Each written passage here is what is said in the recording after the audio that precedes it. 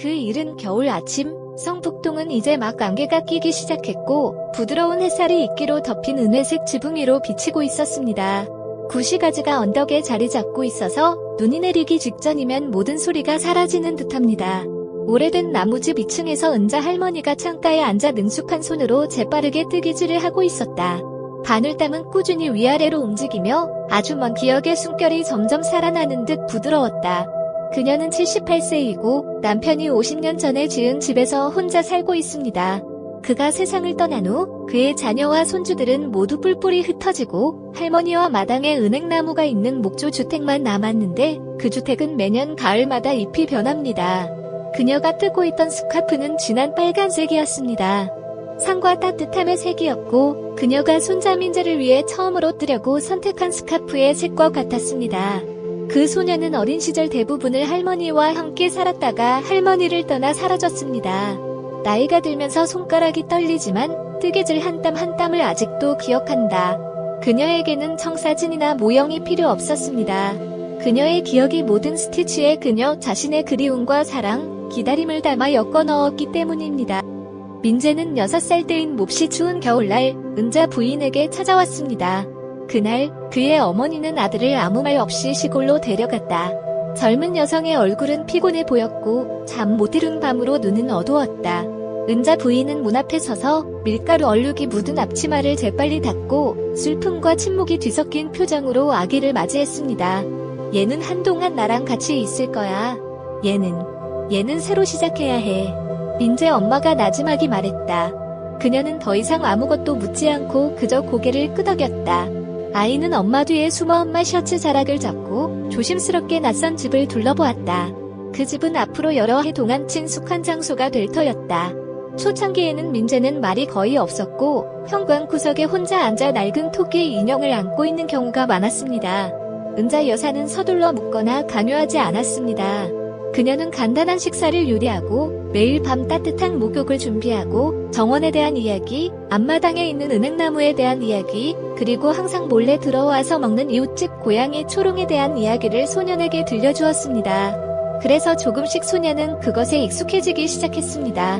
그는 할머니가 옷을 걸도록 돕고 마당에 떨어진 잎을 주워 모으는 것을 좋아했으며 특히 할머니가 뜨개질하는 모습을 지켜보는 것을 좋아했습니다. 그는 뜨개질 바늘이 서로 닿는 소리가 처마에 빗물이 떨어지는 소리와 같았다고 말했습니다. 안개 낀 어느 날 아침, 은자는 민재를 데리고 마을 시장에 갔다. 소년이 처음 본 것은 빨간색, 주황색, 갈색, 이끼색 등 다채로운 색상의 양모 가판대였습니다. 그녀가 물었을 때 그의 눈이 빛났다. 당신이 가장 좋아하는 색깔은 무엇입니까? 레드. 민재는 망설임 없이 대답했다. 그 색깔은 마치 태양 같잖아요. 따뜻하죠. 그래서 그녀는 가장 부드럽고 두꺼운 양모인 붉은 양모를 샀습니다. 그날 밤부터 그녀는 민재를 위해 스카프를 뜨기 시작했습니다. 소녀는 그녀 옆에 앉아 턱을 그녀의 무릎에 얹고 그의 눈은 그녀의 모든 부드러운 움직임을 주에 깊게 쫓았습니다. 할머니, 저도 뜨개질을 배우고 싶어요. 소년이 부드럽게 말했다. 그녀는 웃었다. 내 손이 바늘을 잡을 만큼 커지면 내가 가르쳐 줄게. 붉은 스카프는 크리스마스 이브에 완성되었습니다. 그녀는 그것을 조심스럽게 접어서 신문지에 싸서 작은 밧줄로 묶은 다음 비밀 선물로 민재의 베개 밑에 놓아두었습니다. 다음 날 아침, 소녀는 스카프를 꼭 껴안고 소리쳤고 그의 눈은 마치 이번 시즌의 첫눈이 그의 가슴 속에서 녹는 듯 빛났다. 할머니가 뜨신 거예요. 안 살 거예요. 그는 이웃 아이들에게 자랑을 했습니다. 그녀는 그 말을 영원히 기억했습니다. 때로는 아이의 아무 걱정 없는 말 한마디가 노인에게는 평생 간직할 수 있는 가장 따뜻한 메시지가 될 수 있습니다. 민재는 6살부터 9살까지 3년 동안 할머니와 함께 살았습니다. 그 시절은 마치 맑은 시냇물이 흐르는 어린 시절과 같았습니다. 소음도 없고 서두르지도 않고 할머니가 구워주신 찹쌀떡과 함께 매일 아침 문 앞에서 들려오는 풍경 소리를 들으며 매일 오후 두꺼운 담요를 두르고 따뜻하게 누워 할머니가 책 없이도 동화를 들려주는 것을 듣는 그런 시절이었습니다. 그러던 어느 날 민재의 엄마가 돌아왔다. 저 여자는 달라 보이네요. 짧은 머리, 갸름한 얼굴, 하지만 눈빛은 결의로 가득 차 있다. 은자 부인은 딸이 짐을 바닥에 놓고 엄한 목소리로 민재를 부르는 순간 소년이 자신의 품에서 내려올 때가 되었다고 알았습니다. 안정적인 직장을 구했어. 민재를 서울로 데려가고 싶어. 서울에서 공부도 하고 친구도 사귀고 기회도 가져야 해. 엄마가 감정을 억누르며 말했다. 은자 여사는 반대하지 않았다. 그녀는 천천히 고개를 끄덕였다. 그녀의 마음속에서 가장 중요한 것은 손주가 행복하다는 것입니다. 그것은 그녀가 혼자 지내는 날들로 돌아가는 것을 의미하더라도 민재는 준비 날에는 별로 말을 하지 않았다. 그는 할머니가 담요를 젓고 책을 정리하고 장난감을 모으는 것을 도왔습니다. 하지만 그날 밤 그는 평소처럼 이야기를 요구하지도 질문하지도 않고 평소보다 더 조용했습니다. 그녀는 이해해요. 잠자리에 들기 전 그녀는 그의 배낭에 아주 새로운 빨간색 스카프를 넣었습니다. 낡은 스카프와 똑같았지만 조금 더 길었습니다. 그가 이제 나이가 들었기 때문입니다. 거기 위는 추워요. 그녀가 부드럽게 말했다. 수업 전에는 스카프를 벗지 마세요. 알겠어요? 민재는 고개를 끄덕였다. 그는 울지 않았지만 그녀를 껴안았을 때 그의 작은 팔이 더욱 조여졌습니다. 다음 날 아침 그녀의 집이 있는 작은 골목에서 차가 나오자 민재는 뒤를 돌아보았다. 거기에 그녀가 있었다. 갈색 망토를 두른 작은 인물이 손수건을 손에 들고 있었고 손을 흔들지 않고 차가 은행나무 뒤로 사라질 때까지 지켜보고 있었다. 집안은 다시 조용해졌다. 더 이상 플라스틱 슬리퍼의 움직임 소리도 할머니 배고파요 라는 외침도 강 문으로 스며드는 따뜻함도 없었습니다. 하지만 붉은 스카프는 여전히 그대로 있었습니다. 하나는 소중히 간직되어 있었고 다른 하나는 소년을 따라갔습니다.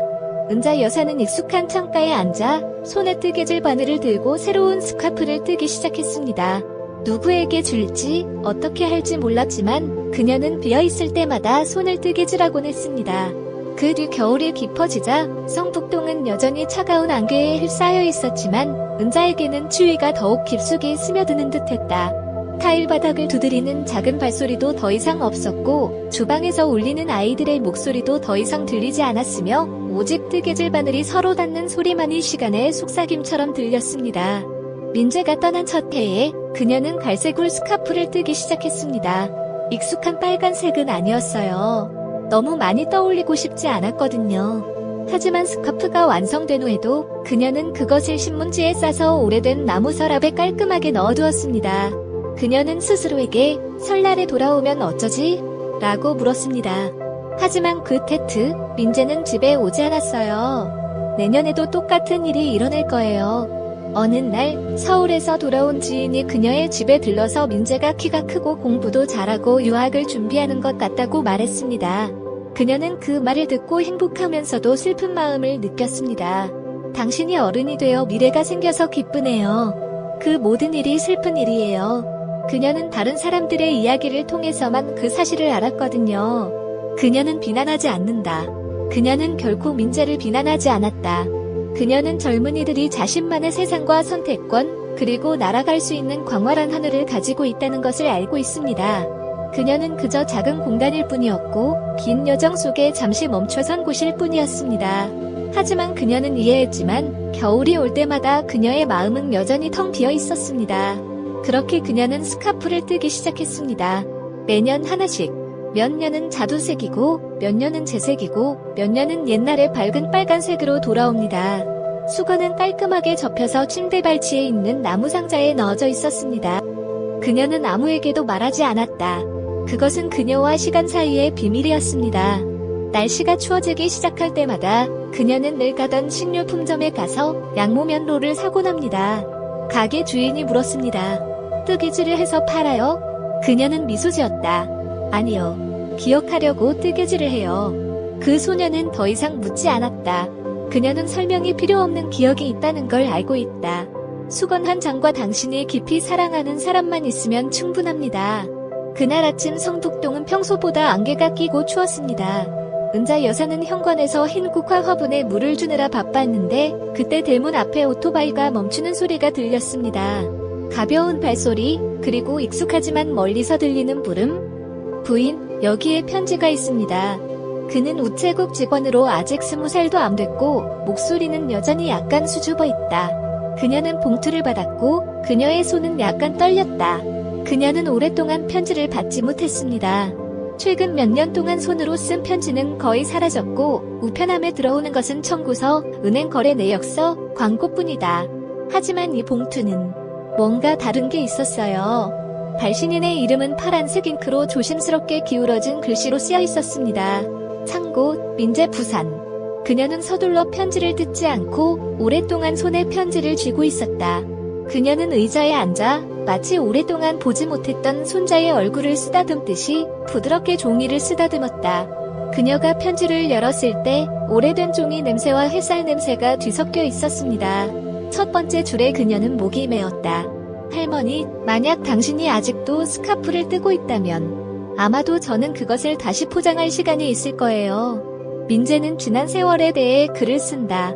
유학 시절 할머니 부엌에서 풍기는 김치 국물 냄새, 더 이상 사용하지는 않지만 여전히 가방에 넣어둔 빨간 스카프에 대해 더 빨리 돌아오지 못해 미안하고 오랫동안 침묵을 지켜서 미안해요. 그리고 그는 이렇게 말했습니다. 나는 이번 시즌 첫 눈이 올 때쯤 돌아올 것이다. 이번에는 가지 않을 거야. 그녀는 편지를 접었고 눈에는 눈물이 고였지만 눈물은 떨어지지 않았습니다. 그녀는 일어나서 오래된 나무 상자를 열고 버건디색의 스실뭉치를 꺼내 뜨개질을 시작했습니다. 바늘 한 방울 한 방울이 심장의 박동을 기다리고 있다. 더 이상 서스펜스는 없습니다. 그냥 안심하세요. 왜냐하면 이번에는 손으로 쓴 약속이거든요. 이번 시즌의 첫 눈은 일요일 아침에 내렸는데 부엌에서 나는 연기처럼 가볍게 마을 입구에 있는 버스 정류장으로 가는 길과 지붕을 덮었습니다. 은자 부인은 평소보다 일찍 일어나 연꽃이 죽한 냄비를 끓이고 계피차를 우려낸 뒤 조용히 두 잔을 테이블 위에 올려놓았다. 아무것도 변하지 않았는데도 그 집은 갑자기 더 크고 밝아 보였다. 오늘은 그녀의 마음이 달랐어요. 부르곤유색 스카프는 전날 밤에 뜨셨어요. 그녀는 그것을 접어서 나무 상자에 넣고 커피 테이블 위에 올려놓았습니다. 그녀는 늘 그 자리에 민재를 위해 쿠키를 놓아두곤 했습니다. 그녀는 두꺼운 스웨터와 오래된 모피 모자를 쓰고 앉아서 기다리고 있었습니다. 그녀의 눈은 더 이상 누군가가 늦기를 기다리는 사람처럼 불안해하는 눈이 아니었습니다. 오늘 누군가가 집에 올 것이라고 확신하는 사람의 눈이었습니다. 정오 무렵 눈이 두꺼워지기 시작하자 차 한 대가 문 앞에 멈췄습니다. 그녀는 나갔다. 그녀 앞에는 키 큰 남자가 서 있었는데 그는 목에 스카프를 두르고 검은색 여행 가방을 들고 있었습니다. 그는 안경을 벗고 스카프를 벗고 미소 지었다. 그녀가 거의 20년 만에 본 미소였다. 할머니, 집에 왔어요. 더 이상의 말은 필요 없습니다. 그녀는 걸어가며 작은 팔로 민재를 껴안았다. 그들은 오랜 시간 동안 하얀 눈 위에 그렇게 서 있었습니다. 세월이 흘러도 아직 말해지지 않은 모든 것들 속에서도 말입니다. 주방에는 죽그릇이 아직 따뜻합니다. 와인레드 스카프는 민재의 목에 걸려 있었는데 선물이 아니라 언제나 기다리고 있던 것, 손에서, 마음에서, 할머니에게서 온 것이었습니다. 돌아오는데 오랜 시간이 걸리는 사람들이 있지만 단 한 번의 포옹만으로도 마치 우리가 결코 헤어진 적이 없었던 것처럼 모든 것을 되돌릴 수 있습니다. 민재는 다시 떠나지 않았다. 그는 인근 지역사회센터에서 시간제 일자리를 얻어 기록 보관을 돕고 노인들에게 스마트폰 사용법을 가르쳤습니다. 그는 낮에는 일하러 가고 밤에는 집에 돌아와 그녀와 저녁을 먹고 차 한 잔을 마시며 이야기를 나누고 가끔은 그녀가 자주 부르던 옛날 노래를 틀기도 합니다. 오래된 나무집이 살아나는 듯했습니다. 먼지 쌓인 창문을 청소하고 앞 정원에는 겨자꽃과 파를 다시 심었습니다. 은자 여사는 더 이상 한 사람만을 위해 요리하지 않고 푸짐한 음식과 달콤한 미역국, 매콤한 무김치 등을 다시 내놓았습니다. 민재는 창가에 앉아 뜨개질을 하던 낡은 의자를 다시 놓아두었는데 이번에는 또 다른 의자를 추가했다. 매일 저녁 그들은 거기에 앉아 있었습니다. 그녀는 뜨개질을 하고 그는 책을 읽고 때로는 그냥 가만히 앉아 현관에 눈이 내리는 것을 보거나 앞마당 나무를 스치는 바람 소리를 듣기도 했습니다. 어느 주말 오후 그들은 함께 시장에 갔습니다. 그녀는 양모를 선택했고 민재는 케이크를 선택했습니다. 시장에서 어린아이가 민재가 붉은 털실을 들고 있는 것을 보고 이렇게 물었습니다. 스카프 뜨시나요? 그는 미소를 지으며 몸을 굽혀 속삭였다. 아니요. 이모가 뜨셨어요. 하지만 제가 간직하고 있어요. 그날 저녁 그녀는 새로운 스카프를 만들기 시작했습니다. 진한 파란색 양모는 민재를 위한 것이 아니라 그의 아내를 위한 것입니다. 그녀는 우리는 그 소녀에게 스카프를 주어야 해요. 이 집에 사는 모든 사람이 각자의 역할을 가지고 있고 아무도 소외되지 않는다는 것을 그녀가 알도록요. 라고 말했습니다. 민재는 너무 감동해서 말을 잃을 정도로 고개를 숙였다. 그 당시에는 특별한 일이 없었습니다. 큰 이벤트도 없고 놀라운 일도 없습니다. 따뜻한 식사, 뜨개질 바늘 소리, 지붕 기와를 스치는 바람 소리, 그리고 주방에서 들려오는 부드러운 웃음소리. 하지만 그런 작은 일들이 민재에게는 가장 평화로운 나날들이었습니다. 가끔 우리가 평생 찾는 것은 처음부터 거기에 있었던 것일 수도 있습니다. 즉, 우리가 돌아오기를 기다리는 누군가, 반쯤 뜨게 된 스카프 말입니다. 그 해에는 봄이 일찍 왔지만 오두막 안의 공기는 긴 겨울처럼 고요했습니다. 은자 부인은 점점 더 피곤해지기 시작했습니다. 그녀는 더 이상 예전처럼 아침에 일찍 일어나 죽을 끓이지 않고 뜨개질 바늘을 잡을 때 손이 더 떨리고 마치 기억을 하나하나 세는 듯 눈을 멀리 바라보기도 합니다. 민재는 그것을 깨달았다. 그는 말로 표현하지는 않았지만 그녀를 위해 세탁, 요리, 정원 가꾸기 등 많은 일을 해주었습니다. 그는 그녀 옆에 더 자주 앉았습니다. 이야기를 나누고 싶어서가 아니라 그녀에게서 눈을 너무 오랫동안 떼면 그녀가 더 이상 거기에 없을까봐 두려웠기 때문입니다. 어느 비오는 오후, 그녀는 그를 불러서 자신이 뜨고 있던 스카프를 건네주었습니다. 따님을 위한 거예요. 아직 다 못 썼지만요. 하지만 언젠가는 꼭 필요할 거예요. 민재는 그녀의 손을 잡았다. 처음으로 그는 자신이 한때 그랬던 어린아이로 돌아간 것을 깨달았습니다. 작은 손, 불안한 마음, 천천히 떠나가는 사람을 붙잡을 수 있는 어떤 것도 할 수 없었습니다. 나랑 같이 있을 거지? 그녀는 그저 미소 지었고 그녀의 눈은 커튼을 통해 비치는 마지막 햇살처럼 부드러웠습니다. 영원히 머무는 사람은 없어, 민재야. 하지만 영원히 사라지지 않는 것들이 있어. 그날 밤, 그녀는 창가 의자에 앉아 잠이 들었고 반쯤 뜬 스카프가 그녀의 무릎에 떨어졌습니다. 그녀는 평화롭게, 고통 없이, 마지막 말 없이 세상을 떠났습니다. 고요한 하늘과 조용한 지붕, 그리고 평화로워진 그 인물 옆에 오랫동안 꼼짝 않고 앉아있는 손자만이 있을 뿐이었다. 그녀의 장례식 날은 비도 내리지 않았고 햇살도 쨍쨍하지 않았습니다. 오직 바람만이 나무 사이로 불어오며 오랜 세월의 속삭임을 전하고 있었습니다. 민재는 울지 않았다. 그는 미완성된 스카프를 껴안고 처음으로 혼자 앉아서 각실을 연결하는 법을 배웠습니다. 뜨개질 바늘이 그의 손에 어색하게 느껴졌지만 그는 끈기 있게 노력했습니다. 그것이 그와 그녀 사이에 끝나지 않은 유일한 것이었기 때문이다. 줄 수 없는 포옹도 있고 전할 수 없는 말도 있어요. 하지만 우리가 충분히 사랑한다면 우리는 떠난 사람의 자리를 우리 손으로 완성할 수 있습니다. 은자가 세상을 떠난 지 1년이 지났지만 그 작은 목조주택은 여전히 성북동 옛 동네 한가운데에 서 있다. 민재는 움직이지 않았다. 그는 아내와 어린 딸과 함께 그곳에서 살았습니다. 그녀는 그 아이를 만난 적이 없었지만 스카프의 일부를 뜨개질해 주었습니다. 그 소녀의 이름은 할머니의 이름을 따서 은이었습니다. 민재가 아들의 이름을 부를 때마다 그는 마치 자신의 기억의 일부를 되살리는 듯한 느낌을 받았습니다. 아이가 마당을 뛰어다니는 작은 발걸음, 가을 오후에 울려 퍼지는 웃음소리는 집안을 따뜻함으로 가득 채웁니다. 민재는 자신이 짠 스카프를 유리 캐비닛에 걸어두었다. 전시를 위한 것이 아니라 시간을 간직하기 위한 것입니다. 딸이 잠들어 있는 늦은 밤, 그는 옷장문을 열고 스카프를 하나하나 꺼내고 실 한 가닥을 만지며 할머니의 따뜻한 손길이 아직도 느껴진다고 상상하곤 했습니다. 그리고 그녀가 죽은 지 2번째 겨울, 그는 뜨개질을 시작했습니다. 더 이상 어색함은 없습니다. 더 이상 어색함은 없습니다. 손가락은 뜨개질 바늘의 리듬, 실을 꿰는 방식, 팽팽하게 당기는 방식, 과거와 현재를 연결하는 긴 실을 만드는 방식에 익숙합니다. 그는 아내를 위해 최초의 스카프를 뜨기 시작했습니다. 그 다음에는 소녀를 위한 것이 나왔습니다. 그리고 옆집에는 혼자 사는 노인이 있었고 서점 앞에서 추위에 떨며 서 있는 아이가 있었습니다. 그는 팔지 않았고 감사도 받지 않았습니다. 그는 그저 미소를 지었다.